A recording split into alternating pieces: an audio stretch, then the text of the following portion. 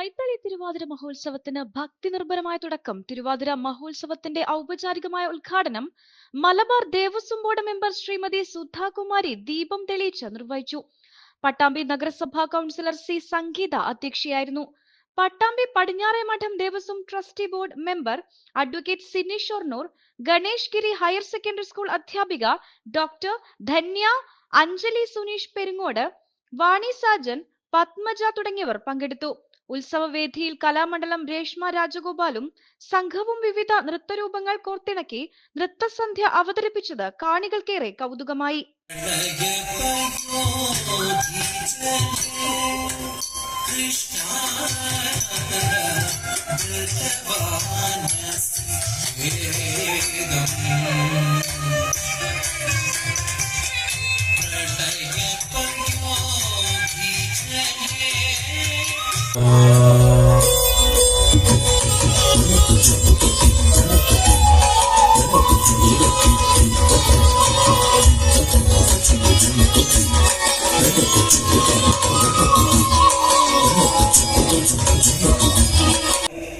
ക്ഷേത്രവും പരിസരവും ഭക്തജനങ്ങളും മുന്നോട്ട് പോകുന്നത്.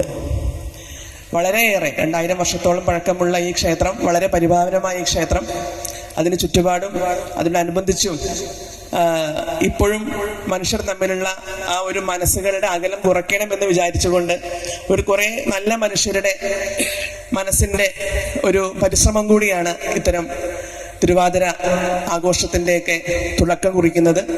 അത് ഇന്നും വളരെ ആ മേന്മയോടുകൂടി ഓരോ വർഷവും മേന്മ മെച്ചപ്പെടുത്തിക്കൊണ്ടാണ് നമ്മുടെ കൈത്തളിയിലെ എല്ലാ പരിപാടികളും മുന്നോട്ട് പോയിക്കൊണ്ടിരിക്കുന്നത്.